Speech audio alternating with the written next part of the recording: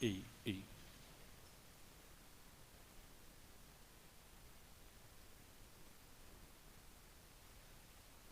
Parece que está... Ei, está saindo sim. É porque ele tá eu não estou me ouvindo aqui, não. Ei, estão ouvindo alguma coisa saindo da casa? Baixinho, né? Bom, enquanto você abre sua Bíblia em Gênesis capítulo 12,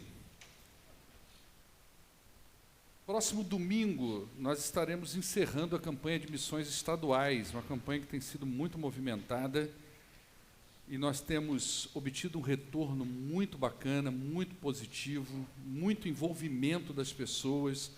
Os domingos têm ficado bastante agitados, está ótimo, tá? Pode até baixar o meu retorno só um pouquinho, tá? Os domingos têm ficado bastante agitados, nós temos tido momentos de comunhão muito agradáveis aqui em cima, e domingo agora não vai ser diferente. Nós vamos encerrar com o lanche do Brito, está aqui, ó, ok? Mais canjica doce, a canjica está fazendo o maior sucesso, não está, Naide? Eu vi a Naide descendo com um panelão ali, isso aqui é para cozinhar canjica, e realmente essa canjica está fazendo sucesso. E você pode ajudar de duas formas. Uma delas é você estar aqui presente, consumir o produto de fato, participar ali da comunhão, mas se você quiser ir para além disso, a gente também precisa de doações para comprar a matéria-prima do hambúrguer do Brito, né? Então você pode procurar a Naide ou a Camila, não sei como é que está sendo feito isso, acho que é ali para aquele WhatsApp ali mesmo, né? E aí você interage com elas e elas vão dizer para você como funciona. Gênesis capítulo 12, a partir do verso de número 4...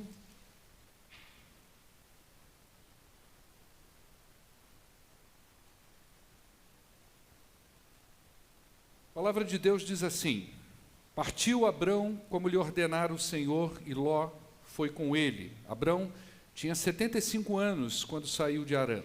Ele levou a sua mulher Sarai e seu sobrinho Ló, todos os bens que haviam acumulado e os seus servos comprados em Harã.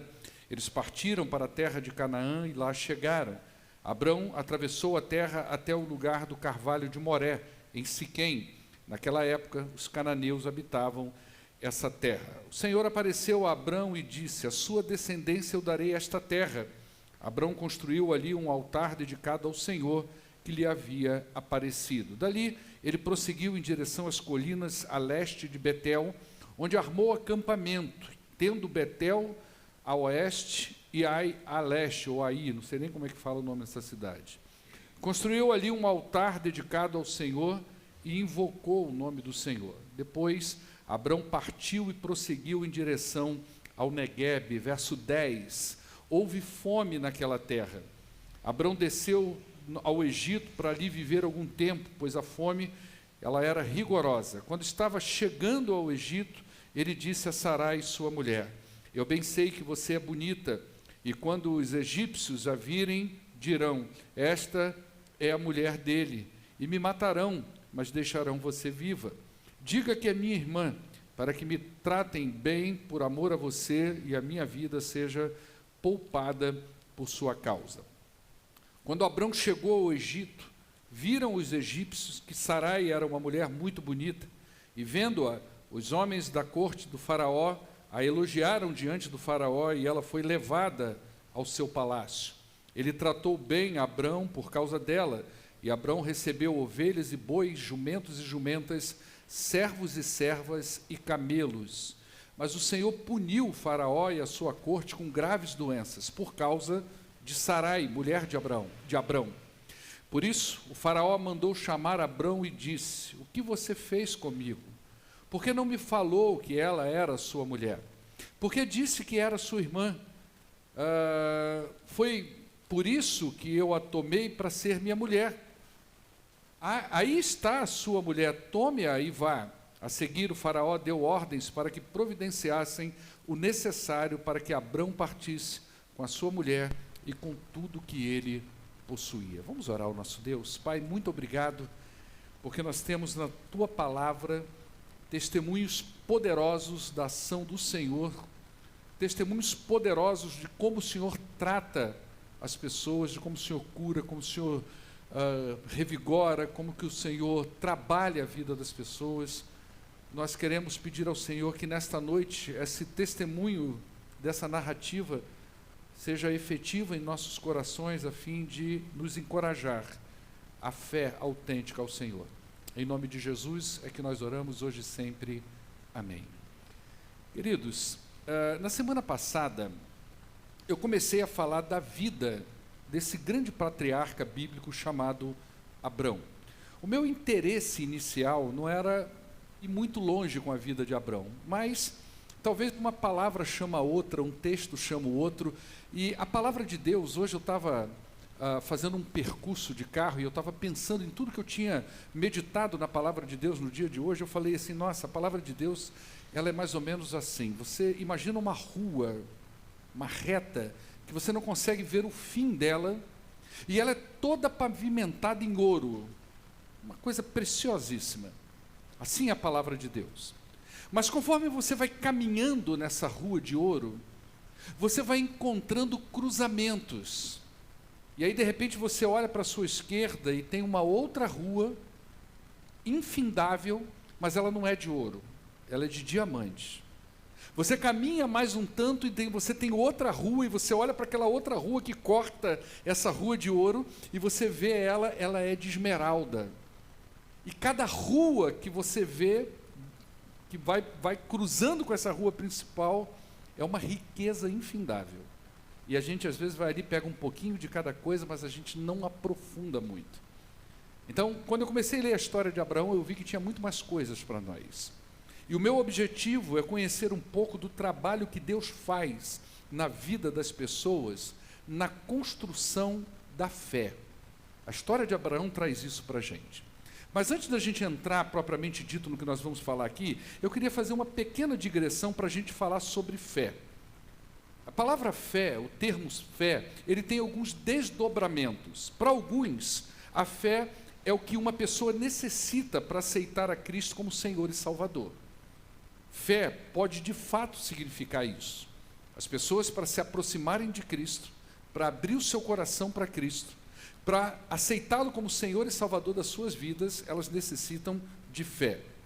Para outros, fé pode dizer daquela confiante expectativa que uma pessoa tem, que algo que ela espera vai ser realizado. Isso também cabe na palavra fé. A pessoa tem uma expectativa confiante de que ela colocou alguma coisa na mão de Deus, ela fez uma oração, e ela tem essa confiança de que realmente aquilo que ela espera vai dar certo. Então fé também cabe, isso cabe no contexto de fé.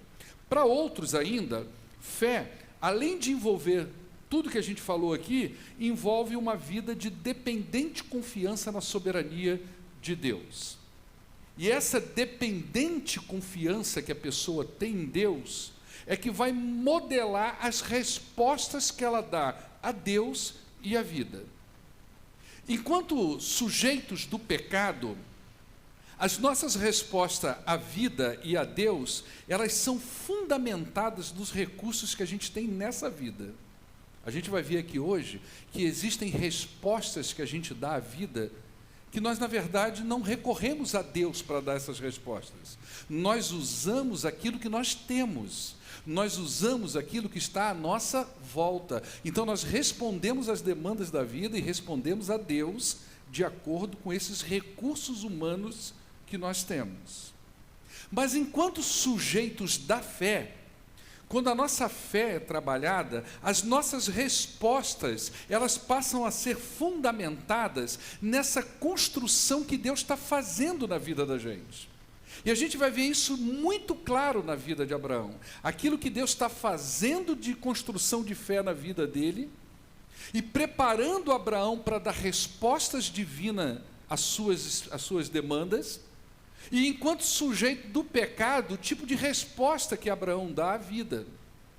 E é justamente isso que a gente vê então na vida de Abraão. Deus pega um homem, como a gente viu na semana passada, afundado no paganismo, e faz um trabalho de escultor. O que Deus está fazendo na vida de Abraão é um trabalho de artista. E cada momento da vida de Abraão, cada evento que Abraão passa, cada parte da narrativa de Gênesis que envolve a vida de Abraão, é um momento que você vê Deus modelando artisticamente a vida desse patriarca, que futuramente, dentro do conceito dos judeus e agora muçulmanos e cristãos, vai se tornar um exemplo de fé, um pai da fé, um referencial de vida com Deus.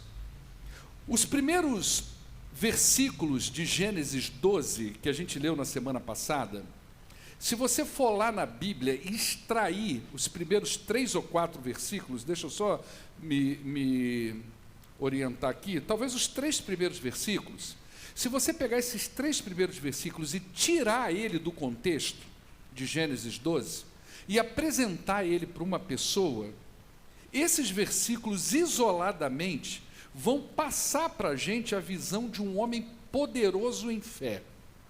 Abraão vai passar para nós, ele vai aparecer para nós como aquele tipo de personagem herói. Nossa, olha o que esse homem fez. Ele ouviu a voz de Deus no meio da idolatria de Ur dos Caldeus, como a gente viu na semana passada. Ele saiu do seu conforto, do seu habitat natural, ele deixou seus negócios, ele deixou seus amigos, ele deixou seus parentes, ele abriu mão do seu futuro no lugar que ele estava e disse: eu ouvi a voz de Deus, e ele sai em direção a esse lugar desconhecido de Deus. Então ele aparece para a gente como um homem de muita fé, um homem poderoso, um personagem herói. Se a gente pegar os 4 versículos ou 3 de Gênesis 12 e tirar daí e apresentar para uma pessoa. Mas quando você começa a ler Gênesis 12, 13, 14, 15, 16, 17, até o 25 mais ou menos, que é a história de Abraão, o desdobramento da vida de Abraão nos mostra um Abraão diferente. Não é esse herói. É um homem medroso, é um homem mentiroso, é um religioso meia boca. Olha como o desdobramento da vida dele é diferente. Ele vai, essa pintura do herói bíblico vai se desbotando da vida dele. E isso é importante para a gente entender, para a gente perceber como que Deus trabalha na vida das pessoas. Como que Deus pega pessoas que não têm cor nenhuma, que não tem, às vezes, nada de tão positivo e tão poderoso assim, e como que Deus vai trabalhando a vida dessas pessoas até que elas se tornem, de fato, alguém que transmita aquilo que Deus espera dos seres humanos. Então você vê um homem capaz de lançar mão de recursos que não são nada divinos para resolver as suas crises pessoais, as suas demandas pessoais. Esse é o desdobramento da vida de Abraão a partir do verso 4 em diante. E você sabe o que eu vejo nisso tudo? Que nós somos iguaizinhos a Abraão. A gente tem uma vida com Deus, um relacionamento com Deus, a gente vem para a igreja, a gente tem as escrituras sagradas, a gente tem o testemunho da própria vida de homens como Abraão, a gente tem o testemunho e a gente olha e vê como que Deus fez no passado na vida das pessoas. Isso torna a nossa responsabilidade ainda maior, e nós respondemos às demandas da vida muitas vezes igualzinho Abraão responde, com métodos que não são nada divinos. Então a gente vê aqui pessoas imperfeitas sendo moldadas por um Deus perfeito para a realização de um plano perfeito. É isso que Deus faz na vida das pessoas. Então eu e você não diferenciamos muito de Abraão. E muitas outras pessoas durante a história da redenção, tanto do ponto de vista bíblico, quanto do ponto de vista histórico, ou seja, aquilo que você ouve do passado e ouve até no presente de testemunho das pessoas, você vai ver muita gente que Deus pegou. E a vida era muito parecida com a de Abraão, muito parecida com a minha, muito parecida com a sua. E Deus trabalhou a vida dessas pessoas, Deus modelou essas pessoas, e elas se tornaram homens, mulheres, jovens de fé, e que foram representantes de Deus, e ainda continuam sendo representantes de Deus aqui nessa vida. Depois da morte do pai de Abraão, Terá, o nome do pai de Abraão, ele morreu na cidade de Harã. Abraão ele vai continuar sua jornada para um lugar onde Deus havia direcionado ele, que na cabeça dele ainda não estava muito claro isso. Mas ele sai de Ur dos Caldeus, o mapa ele é mais ou menos assim, ó. Ur dos Caldeus está aqui, ele vai para Harã e depois ele vai para Canaã. Ele evita esse deserto uma linha reta que vai de um ponto ao outro, porque você tem um deserto muito escaldante. Então ele faz essa rota comercial e de lá de onde ele está, de Harã, ele faz uma outra rota comercial para a terra dos cananeus. E nessa trajetória, já em território cananeu, o texto diz que Abraão atravessou a terra até um lugar chamado Carvalho de Moré, na região de Siquém, que naquela época, diz aí no verso 6, o Emanuel vai deixar para a gente aí, os cananeus habitavam nessa terra. A primeira pergunta que eu fiz para mim foi o seguinte: que lugar é esse? O que é esse Carvalho de Moré? Por que Abraão para exatamente nesse lugar?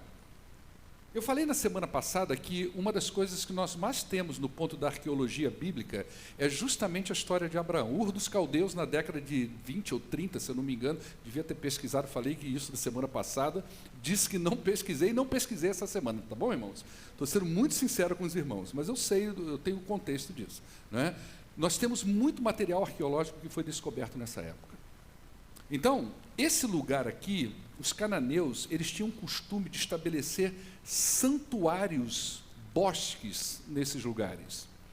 Quem já foi aqui em São Lourenço, nós temos um casal que veio de lá para cá, né? Eu me lembro quando eu fui lá naquele Parque das Águas uma vez, foi eu, minha esposa e meus filhos, a gente ficou lá de caiaque, lá, aqueles barquinhos, pedalinho. Eu vi um lugar que parecia um templo, não sei se é bambu aquilo, com várias cadeiras, né? É claro que aqui não tem cadeira, não tem banco. Mas os cananeus faziam isso. E eles elegiam árvores que eram muito altas e faziam dessas árvores ponto de encontro, porque eles entendiam que essas árvores que floresceram muito, que cresceram muito, representava fertilidade. E é num lugar parecido com esse que Abraão para. A palavra Moré, o termo Moré, ele significa professor. É um termo relacionado ao ensino. Então, esse Carvalho de Moré provavelmente era um lugar sagrado para os cananeus, um ponto de encontro, onde alguns mestres transmitiam conhecimento da vida, da religião, do misticismo, do paganismo para as pessoas. Então, era um lugar onde as pessoas iam para ali para aprender. E o que eles aprendiam ali, provavelmente? A representação da cultura e da religião dos cananeus. E é nesse lugar de paganismo, de ensino do paganismo, que Deus aparece a Abraão.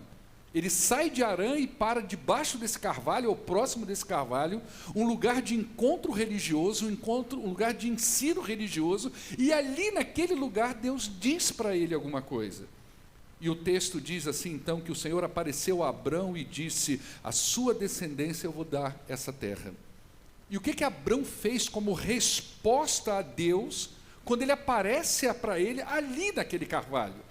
O texto diz que Abrão construiu ali um altar dedicado ao Senhor que lhe havia aparecido. Provavelmente esse altar é uma representação da obediência de Abrão. Ele saiu de Ur dos Caldeus, ele ouviu a voz do Senhor, ele realmente obedeceu ao que o Senhor disse para ele, com todos os entraves que a gente viu na semana passada, mas ele foi e seguiu o seu caminho. Então, ele ali naquele lugar, perto daquele carvalho de Moré, ou debaixo do carvalho de Moré, ele então constrói ali um altar que representa a sua obediência. De fato, ele saiu do lugar como Deus ordenara e foi em direção aos cananeus. Agora você imagina a seguinte cena: no dia seguinte, vai aquele monte de cananeu para lá. E o que eles encontram ali naquele carvalho é um altar diferente daquilo que eles já tinham vivido. É uma coisa diferente que está ali. E aquele altar que está ali, construído por Abrão, ali debaixo daquele carvalho, que não era comum, os cananeus que foram ali, os mestres que foram ali ensinar se realmente a história está correta a respeito do costume dos cananeus, eles encontraram debaixo daquela árvore um monumento diferente. E aquele monumento, de certa forma, é um recado para eles que talvez eles não tinham entendido. O dono dessas terras marcou lugar no seu próprio território. O Deus de Abraão chegou aqui. O Deus de Abraão marcou esse território aqui. Então é um recado para os cananeus. No meio de tanta idolatria, o verdadeiro Deus marca o seu próprio território.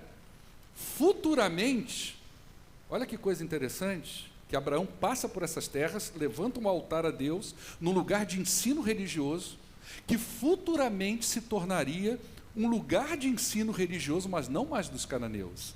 Agora, quem ensinaria ali era o povo de Deus, os verdadeiros mestres divinos, aqueles que foram levantados por Deus, o povo de Deus, o povo de Israel, habitaria nesse lugar e eles ensinariam sobre o verdadeiro Deus, nesse local de ensino que é o Carvalho de Moré. E aí, Abraão então continua a sua história e Deus diz para ele, não é, que ele sim seria fértil, no lugar onde se representa a fertilidade, o Deus de Abraão vai dizer, olha, de fato, quem será fértil aqui será você. Depois desse episódio, Abraão então segue em direção a Betel, e por aquelas bandas de Betel ele constrói agora um outro altar. Olha a história, a trajetória dele, você vai entender por que eu estou marcando essa trajetória, para que você entenda depois o que ele faz com Sarai lá na frente. Então, quando ele chega na região de Betel, ele constrói um outro monumento, um outro altar.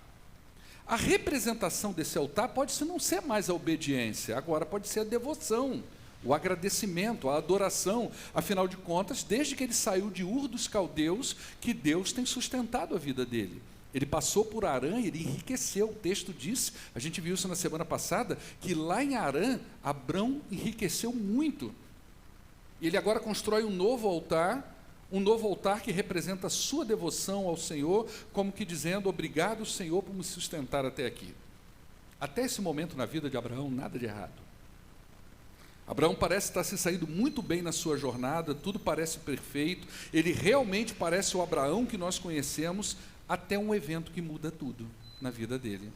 Ele chega na região do Negueb, e lá ele vai experimentar algo que ele não tinha experimentado antes, a falta, a escassez. A gente não sabe exatamente o que aconteceu com a vida de Abrão, mas provavelmente ele não estava acostumado com aquela região do Negueb. A região do Negueb é uma região incerta. Negueb, a palavra Negueb significa árido. É uma região muito incerta para a plantação. Ele não conhecia aquilo. Ele talvez tivesse pensado assim, poxa, eu venho por esse caminho desde Ur dos Caldeus, aonde eu paro, planto, floresce, dá, então não vai ser diferente aqui no Negueb. E ele planta e não colhe. E aí vem o problema, vem a situação problema na vida dele, não é? Ele começa a experimentar a escassez. E o que ele experimentou lá foi aquele tipo de coisa que acontece conosco, que exige de nós uma resposta. Essa resposta, ela pode ser à luz da nossa fé ou à luz da nossa humanidade. São situações, problemas que chegam na vida da gente, pega a gente de surpresa, coisas que a gente nunca esperou que acontecesse. Por exemplo, é uma doença, é uma morte, é um desemprego, é um divórcio, é um trauma com o filho, que exige de nós respostas, e respostas que vão de fato revelar quem nós somos.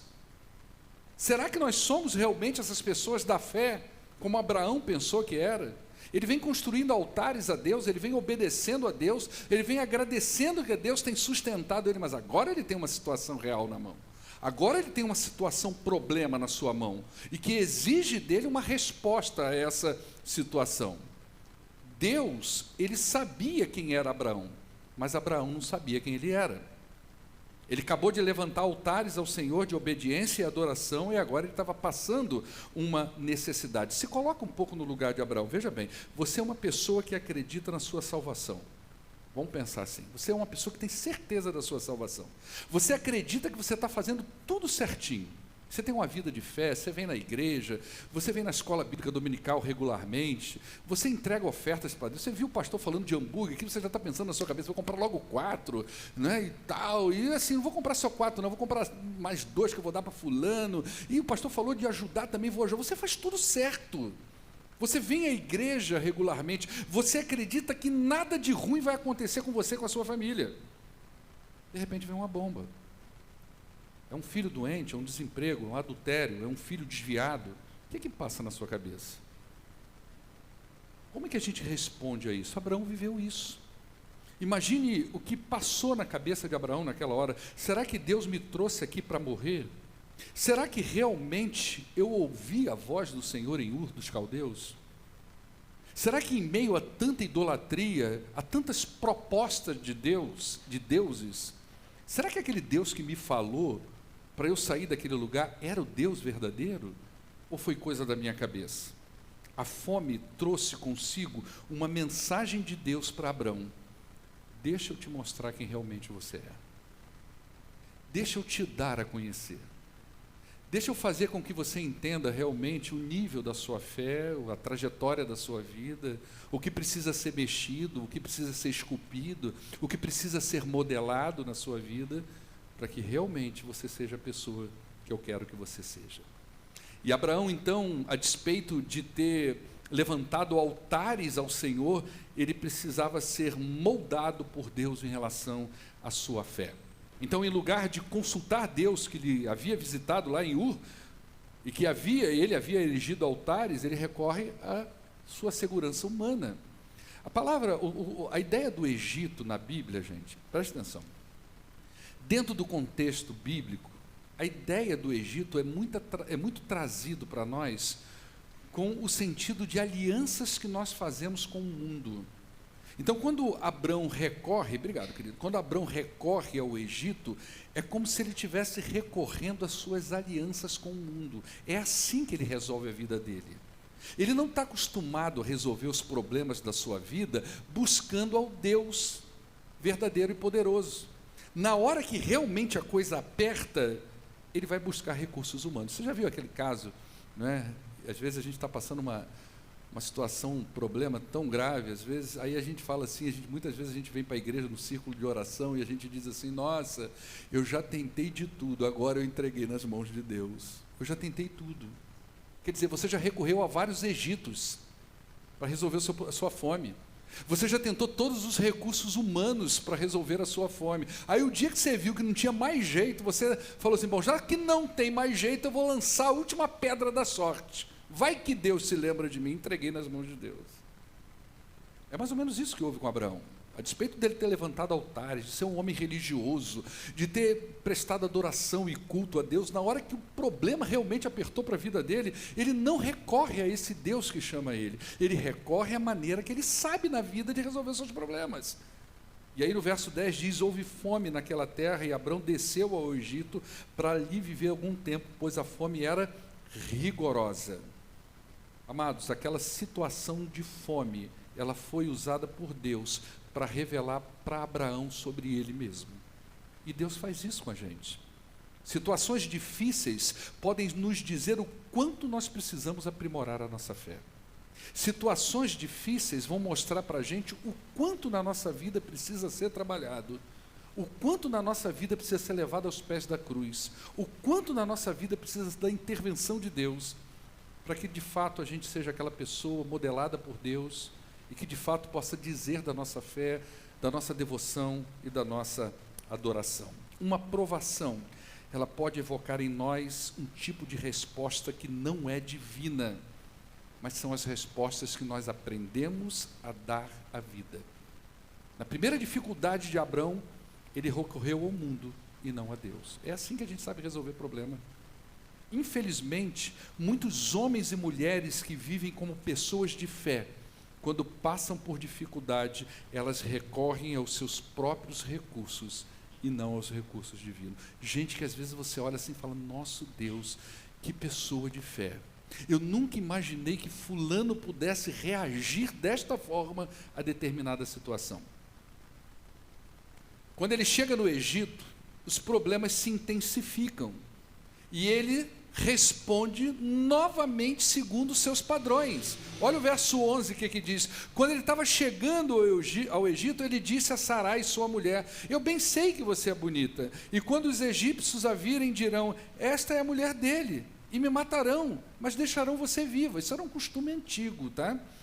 Mas, diga que é minha irmã, aí eles vão te tratar bem. Por quê? Porque no mundo antigo era assim, se você é o protetor daquela mulher ali, você não pode ser morto. Pelo contrário, você tem que ser bem tratado, porque você, afinal de contas, é o cuidador daquela pessoa. E ele diz, por amor a você, a minha vida seja poupada por sua causa. Então diz lá que é minha irmã, diz que eu sou o seu cuidador. Eu não sou o seu marido, eu sou o seu cuidador. Então, você vai vendo aí que a confiança e a obediência a Deus estão de lado, e o que prevalece são os métodos do homem Abraão de resolver as coisas. Deus sabe como ele funciona, mas Abraão precisa saber também como ele funciona.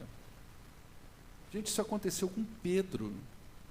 Você lembra de Pedro? Ele dizia para Deus que ele era uma pessoa cheia de fé, para Jesus que ele era uma pessoa cheia de fé.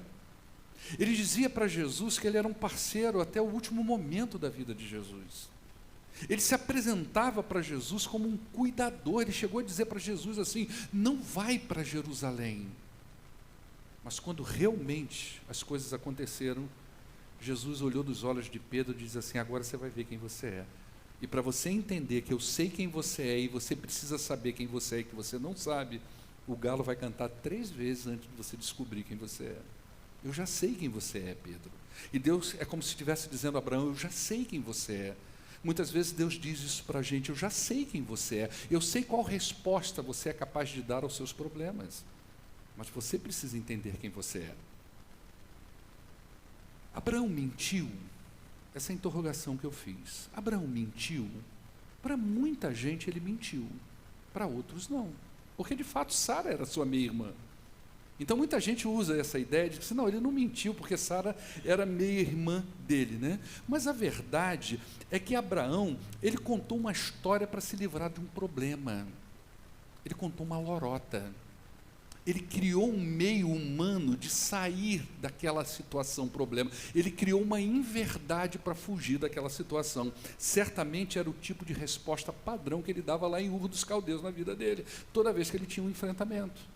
Ele recorreu aos seus próprios padrões. É assim que ele sabe viver. É assim que ele resolve os seus problemas. É assim que ele vivia em Ur dos Caldeus. Sempre que a corda apertava, ele contava uma história. E ele fez isso exatamente.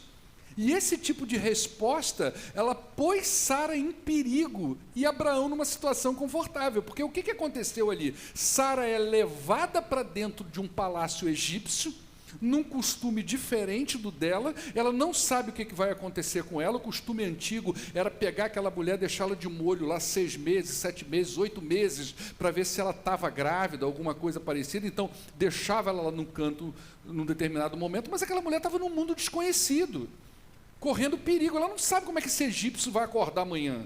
Imagina se ele olha para mim amanhã e diz assim: bom, acabou o tempo e nós vamos realmente para os finalmente. Enquanto isso, o que Abraão vivia do lado de fora? Ele estava sendo servido do bom e do melhor. Ele estava recebendo servos e servas. Ele estava recebendo boa comida, ou seja, a história que ele contou colocou ele numa situação boa e a mulher dele numa situação de perigo. Você imagina quando esses dois se encontraram depois, gente? Você imagina a bronca dessa mulher deve ter tido quando realmente as coisas, quando Deus fez a intervenção e ela pode reunir novamente com seu marido. Claro que a Bíblia não conta, são inferências nossas. Você imagina a bronca que a mulher fica. E a gente aprende aqui que respostas muito humanas em situações em que precisam da orientação e da intervenção de Deus podem causar problemas a pessoas que nós amamos. Podem causar graves problemas a pessoas queridas nossas, quando nós damos respostas à vida, situações da vida, e nós respondemos de forma muito humana e não recorremos ao Deus da Bíblia. Nós temos que tomar muito cuidado com isso. O texto diz que, vendo-a, os homens da corte do faraó elogiaram-a diante de faraó. Ela foi levada ao palácio. Ele tratou bem Abrão por causa dela, e Abrão recebeu ovelhas, bois, jumentos, jumentas, servos, servas e camelas. Enquanto Abrão fazia churrasco, a Sara estava correndo um baita de um perigo, né?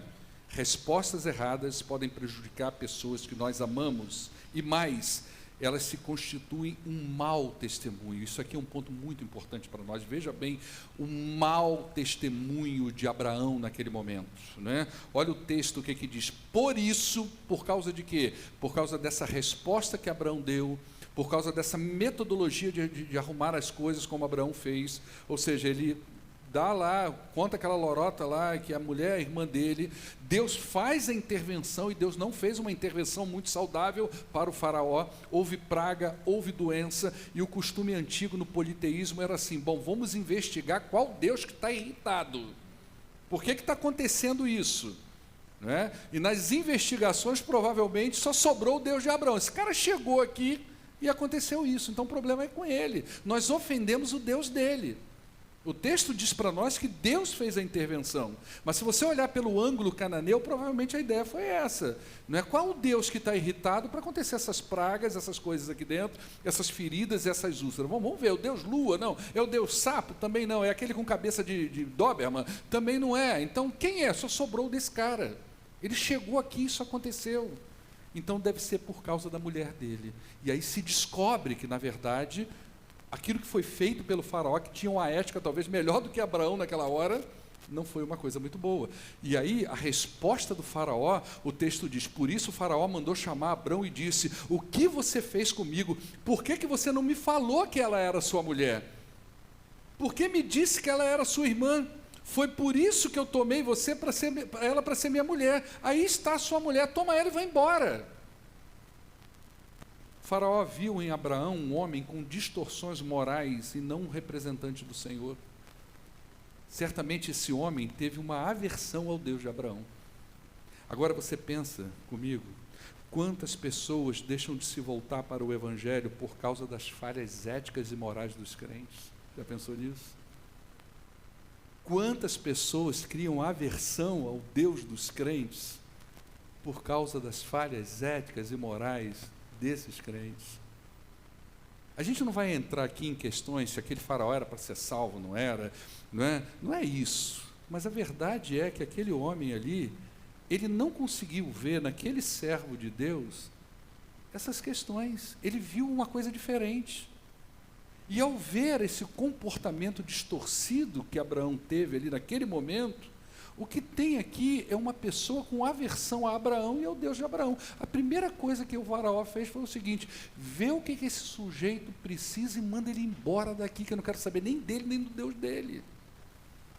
Isso até hoje é assim, gente. Quando o mundo vê nos crentes que eles respondem às demandas da vida baseada no seu modus operandi, que eles não oram a Deus, que eles não buscam a intervenção de Deus, as pessoas vão criando aversão ao nosso Deus. E isso é uma coisa muito comum nos dias de hoje. O mundo, uma coisa que eu disse aqui na igreja uma vez, o mundo, ele não quer tanto mais ouvir os crentes. Eles querem ver o que Deus fez na vida dos crentes. Eles querem ver como é que o crente responde à vida. Eles querem ver como é que o crente responde às suas situações, problemas. Quando ele tem um problema lá na empresa dele, quando ele se porta de uma determinada maneira lá nos negócios dele, quando ele se apresenta como patrão diante dos seus empregados ou como empregado diante do seu patrão. Eles querem ver isso. Como é que eles tratam as pessoas, como é que é o nível de perdão, como é que é isso na vida dessa pessoa que diz que o Senhor apareceu e que vive a sua vida erigindo altares ao Senhor e que passam por essas situações da vida. Como é que o crente responde a isso?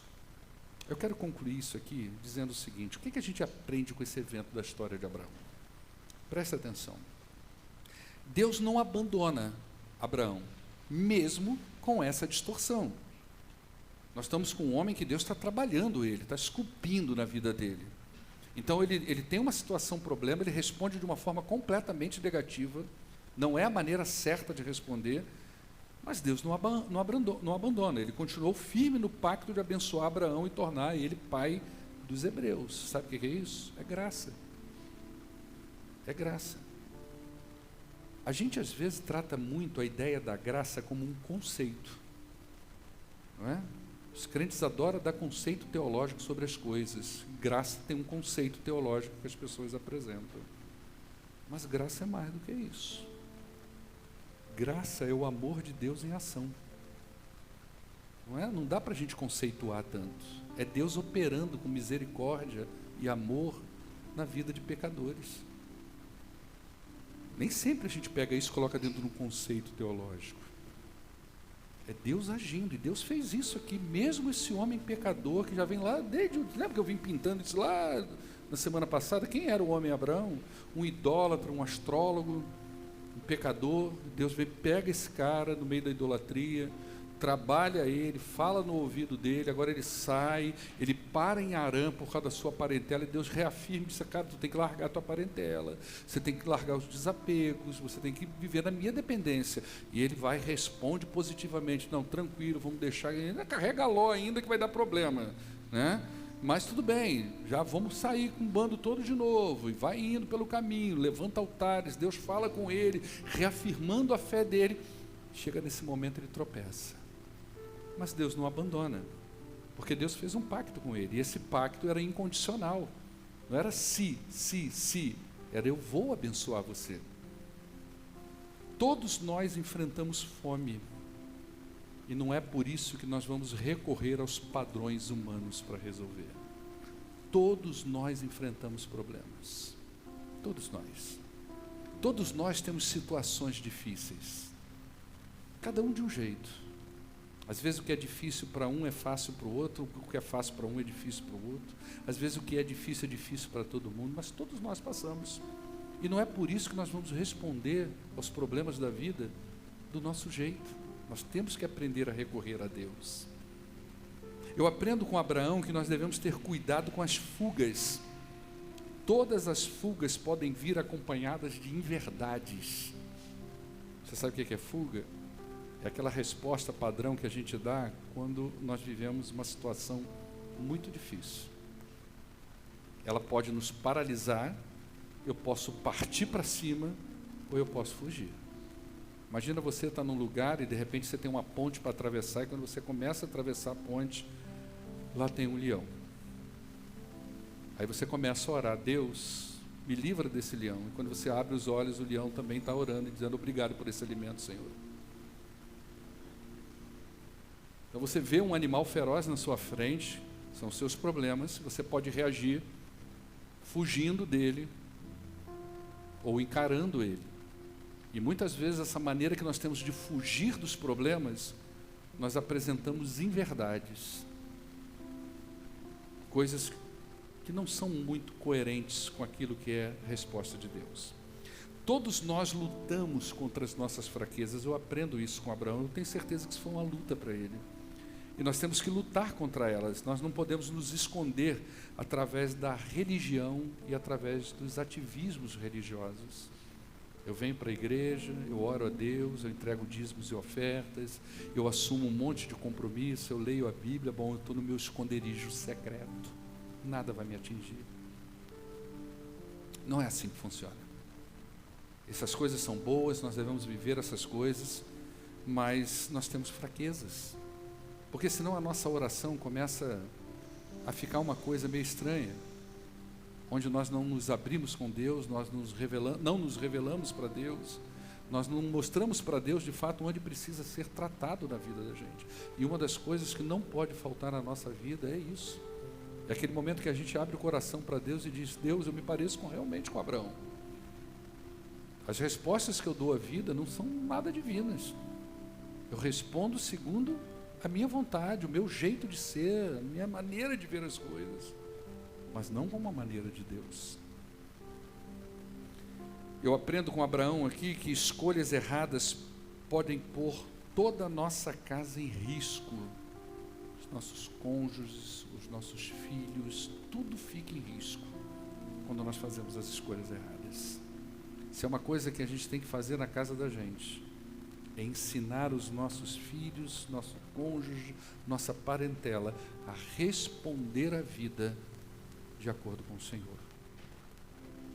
Ajoelhar com os filhos e mostrar para eles como é que a gente resolve o problema da vida, como que a gente resolve a fome, como que a gente responde às dívidas, como a gente responde aos apertos, como a gente responde a diagnósticos de doença, como que a gente responde à escassez, como que a gente responde ao desemprego, como que a gente responde às crises familiares, segundo a palavra de Deus. Eu aprendo, por último, que as nossas falhas, elas podem prejudicar o nosso testemunho. Eu me lembro quando eu assumi o ministério aqui dessa igreja, não sei se foi no primeiro, no segundo ano, eu me lembro que em um sermão eu disse assim, amados, tomem muito cuidado, que às vezes você vai lidar com pessoas que a única Bíblia que ela vai ler é a sua vida. Ela nunca vai pegar as Escrituras para ler. Às vezes nunca, só ouviu e tal. Mas um dia que ela estiver com você, a Bíblia que ela vai ler é a sua vida. A Bíblia que ela vai ler é o seu testemunho. Então, uma resposta errada num ambiente de trabalho, uma resposta errada num contexto familiar, uma resposta errada com a vizinhança, uma demanda da vida, pode prejudicar o nosso testemunho a respeito do Deus vivo, santo e verdadeiro, como aconteceu com Abraão. Esse faraó tomou ojeriza de Deus. Eu não quero nem saber. E depois o colega dele vai tomar também, vai ou não vai, irmãos? 10 pragas. Lá na frente vai ter outro embate com o faraó. Não com esse, com o outro. E vai dar o mesmo BO. Né? Só que ali já tem uma outra intervenção divina, já é uma outra questão. Mas a verdade é que houve uma aversão ao homem de Deus ali. E essa aversão, a gente pode até dizer, foi Deus que fez isso, endureceu o cara. Mas o cara ali agiu errado, e agiu e criou isso. Então que não sejamos nós os dificultadores do Evangelho de Cristo para chegar no coração das pessoas. Amém? Vamos ficar de pé. Vamos orar ao nosso Deus. Semana que vem, na quinta-feira que vem, eu vou tentar pegar mais alguma coisa de Abraão aqui, caminhar mais um pouquinho com ele, eu acho que ele tem muita coisa para ensinar para a gente. E eu gosto de pegar personagens bíblicos e ver esse lado humano, porque muitas vezes as pessoas acham que eles são super-heróis infalíveis e que a única maneira que eles têm de responder à vida é desse jeito, como se eles fossem, né, quase que um anjo. E não é, eles são pessoas como nós, que tiveram momentos na vida que Deus trabalhou na vida deles, na fraqueza deles, na história deles, e tratou. E assim Ele faz com a gente também, né? Pai, muito obrigado por esta noite. Eu quero agradecer a presença de todos que estão aqui nesse auditório e pedir ao Senhor, ó Deus, que aplique essa simples palavra no coração dos seus filhos aqui hoje. Em nome de Jesus, nos leve para casa e nos dê uma semana abençoada. Eu peço em nome do Senhor Jesus. Amém. Despede da pessoa que está do teu lado, deseja a paz de Jesus para ela, agradece por ela ter vindo aqui e que Deus abençoe a sua vida.